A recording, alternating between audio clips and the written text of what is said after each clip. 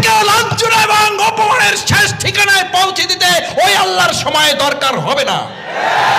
কে যেন আজহার নাকি মাজার একজন আছে, আগে ওরা খাইছে এখন এরা খেতে চায় না, কি বলছে না? ভাইরে রাজনীতি করবেন স্বনামে আসে, আড়াইলে আপনার লেগে রাজনীতি করেন, জামাতে জয়েন করেন, আপত্তি নেই তো। আলেমদের সম্মান করতে শিখুন, নামকে বিকৃত করা থেকে বিরত থাকুন। ফ্যাসিস্টদের এক টাকলা মুরাদ মনে করিয়ে দিচ্ছি, শুধু এই মাওলানা ডক্টর আজহারি হাফিজাহুল্লাহ বলেছেন, ওই যে কি একটা বলে ঠিক না বা ঠিক, এই কথা বলার দু একদিনের মাথায় ওর মন্ত্রিত্ব চলে গিয়ে অপমান লাঞ্ছনার কাজ করে আল্লাহকে দাঁড় করিয়েছিলেন।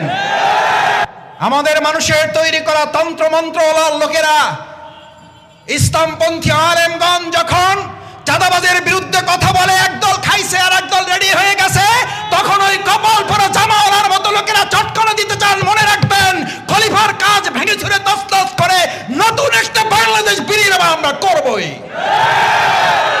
আলেমদের বিরুদ্ধে লেগে একদল হেলিকপ্টারে উঠেছে, আলেমদের বিরুদ্ধে লাগলে আর একদল হেলিকপ্টারে উঠতে পারবেন না।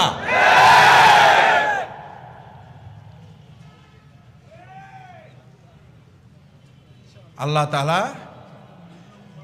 আলেমদেরও দেখেন, জালিমদেরও দেখেন। আল্লাহ তাআলা আলিমদের সাহায্য করেন আর জালিমদেরকে শায়েস্তা করেন। সুতরাং আলেমদের বিরুদ্ধে অবস্থান নিয়ে কেউ জালিমের কাতারে যাওয়ার চেষ্টা করবেন না, পরিণতি কারো ভালো হবে না। সে যদি শফিকুল ইসলাম মাসুদ হয়, শফিকুল ইসলাম মাসুদের পরিণতি তার চেয়ে ভয়াবহ হবে। কারণ আলিমেরা কথা বলে জনগণের কল্যাণের জন্য, ইসলামের জন্য।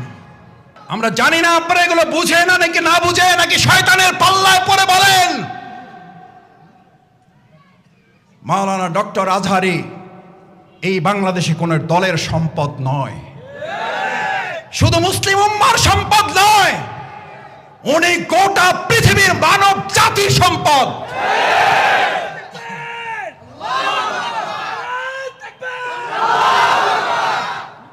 ওনাকে আপনারা বলেন একটা দলে যোগ দিয়ে দেন, আরে ভাই উনি তো একটা দলে আছে, বুঝেন না কেন?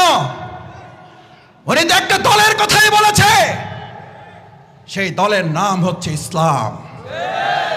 ইসলামের কথা বললে যদি কারো গায়ে আগুন জ্বলে, তাহলে বুঝতে হবে ওটা মুসলিম নামের কলঙ্ক, ইসলামের দুশমন। ইসলামের শত্রুরা হুঁশিয়ার সাবধান। ভাইয়েরা, ইল্লাল্লাযীনা আমানু রাত করতে চায় না, অধৈর্য হয়ে গেছেন? শেষ করে সম্মানিত ভাইয়েরা, ইল্লাল্লাযীনা আমানু, ইমানদারদেরকে এবার আল্লাহ তাআলা বললেন তোকে খলিফার দায়িত্ব দিছি,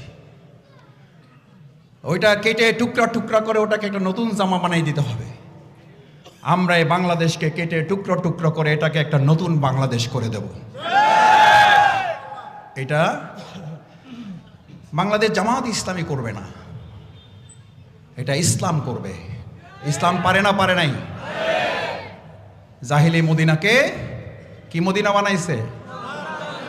আমরাও আওয়ামী জাহিলি মদিনাকে সোনার বাংলা বানাবো। আমাদের আইএমএ জাহিলিয়াকে যে সোনার মদিনা বানিয়েছিল যে ইসলাম, মুহাম্মদ রাসূলুল্লাহ সাল্লাল্লাহু আলাইহি সাল্লাম পৃথিবী থেকে চলে গেলেন। কেউ কেউ মনে করলেন মুহাম্মদ রাসূলুল্লাহ সাল্লাল্লাহু আলাইহি সাল্লাম নাই, ইসলামও আয়াত নাজিল হয়েছে না হয় নাই? হয়েছে না হয় নাই? কি ঘোষণা হয়েছিল? কি ঘোষণা হয়েছিল? ওমা মুহাম্মাদুন ইল্লা রাসূলুন কদ খালাত মিন ক্বাবলিহির রাসূল। এ তো মারা যাবেই, এর আগেও নবী রাসূলগণ মারা গেছেন, উনিও মারা যাবেন। ইসলাম ছিল, ইসলাম থাকবে। মুহাম্মদুর রাসূলুল্লাহ সাল্লাল্লাহু আলাইহি সাল্লাম ছিলেন, আবু জেহেল আবু লাহাব ছিল। এখন মুহাম্মদুর রাসূলুল্লাহ সাল্লাল্লাহু আলাইহি সাল্লামের অনুসারী থাকবে, আবু জাহেল আবু লাহাবের উত্তরসূরিরাও থাকবে। তখন লড়াই চলছে, এখনো লড়াই চলবে।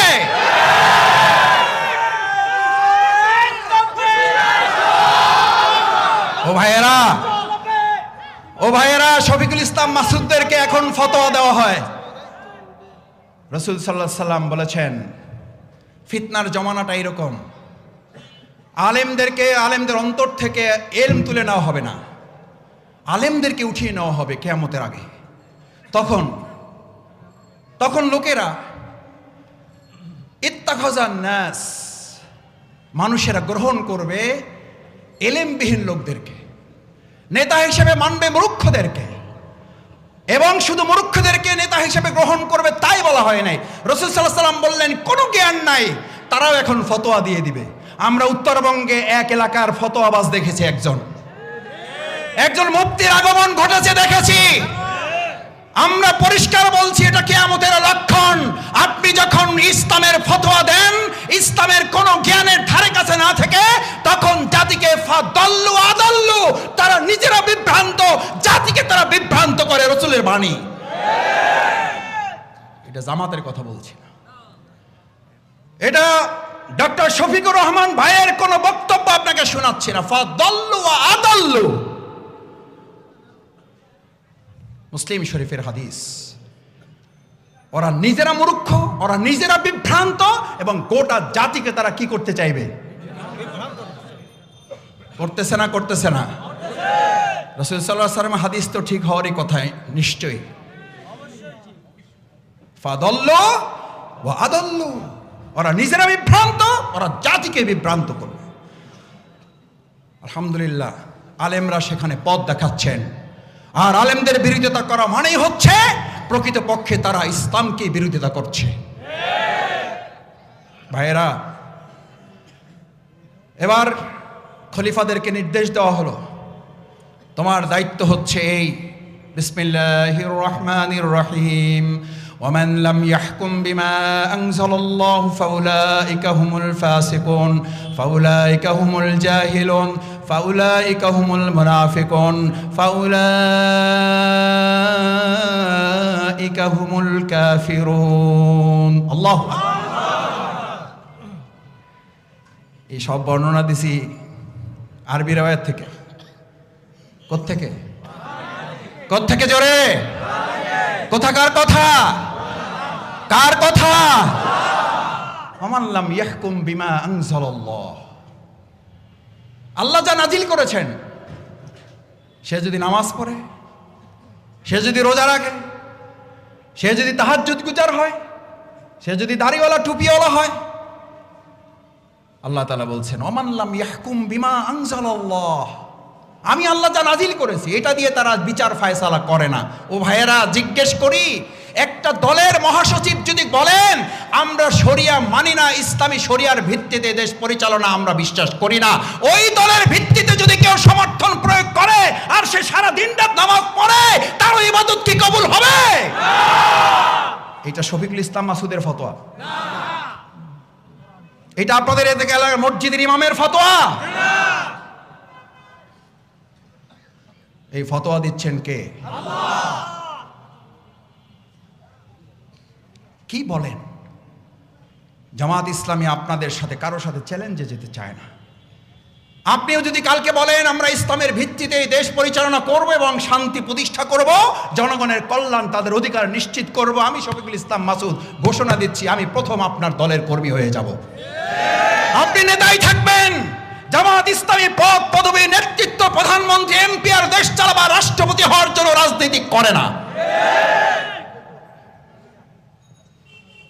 বলেই আমাদের নেতৃবৃন্দের নামে মিথ্যা অপবাদ দিয়ে তাদেরকে ফাঁসির মঞ্চে নেওয়া হয়েছে।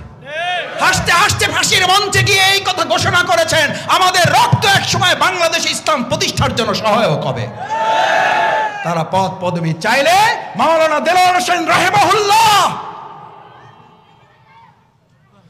মাওলানা দেলোয়ার হোসেন সাইদি রাহিমাহুল্লাহ,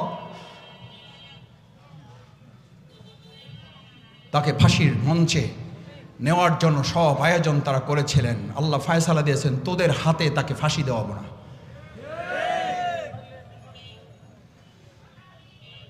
কি অপরাধ ছিল তার? কি বলতেন তিনি? তার কি রায় ছিল, কি ফায়সালা ছিল? তিনি এই খেলাফতের দায়িত্বই পালন করতে চেয়েছিলেন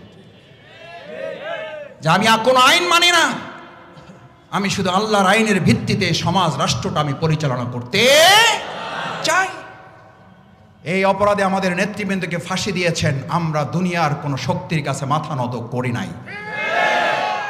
যেই জামাত ইসলামী দুনিয়ার কোনো শক্তির কাছে মাথা নত করে নাই, বাংলাদেশের 18 কোটি জনগণ সেই বাংলাদেশের হাতেই এই বাংলাদেশকে নিরাপদ মনে করতে শুরু করেছে।